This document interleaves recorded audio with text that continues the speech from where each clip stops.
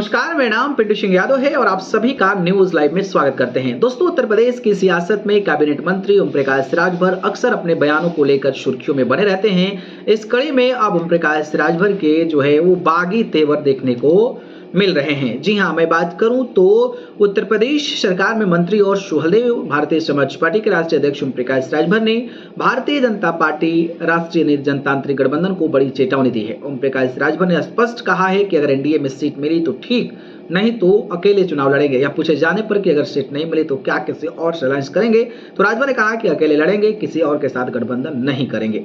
उन्होंने कहा कि हम दिल्ली और बिहार यानी कि विधानसभा चुनाव की तैयारी कर रहे हैं। अगर हमें एनडीए के तहत सीटें मिलती है तो हम साथ मिलकर चुनाव लड़ेंगे, नहीं तो हम अकेले लड़ेंगे। लोग जो है सुहलदेव भारतीय समाज पार्टी यानी कि सुभाषपा जो है भारतीय समाज पार्टी के प्रति भरोसा दिखा रहे हैं। राजभर ने कहा कि बिहार के 38 में से 36 जिलों में हमारी स्थिति ठीक ठाक बनी हुई है।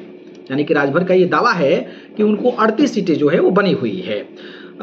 अभी हम लोगों ने नवादा, कटिहार, सिवान, छपरा, मधेपुरा में रैली 36 जिलों के कार्यक्रम की और 35,000 40,000 लोग आए। लोगों का विश्वास जो है वो हमारे प्रति बढ़ रहा है। यह पूछे जाने पर कि बिहार में कितनी सीटों पर सुभाषपा लड़ेगी, तो प्रकाश राजभर ने कहा कि अब बैठक हो जाए तो फिर हम क्लियर बताएंगे। राजभर ने कहा कि अगर एनडीए में हमको सीट नहीं मिली तो हम किसी के साथ नहीं लड़ेंगे, हम अकेले ही चुनावी मैदान में उतर जाएंगे। बिहार उपचुनाव का जिक्र करते हुए राजभर ने कहा कि तरारी और रामगढ़ में पर्चा भरवा दिया था, बात दिल्ली तक आई। विनोद तावड़े और बिहार बीजेपी चीफ परेशान थे। फिर मामला बीजेपी चीफ जगत प्रकाश नड्डा तक पहुंचा तो उन्होंने कहा कि आप लड़ेंगे तो हम हार जाएंगे। तो हमने कहा कि भाई हम हराने नहीं आए हैं। लोकसभा में हमने सीट मांगी थी, आपने दी नहीं, इसलिए इस तरीके की चीजें हो रही है।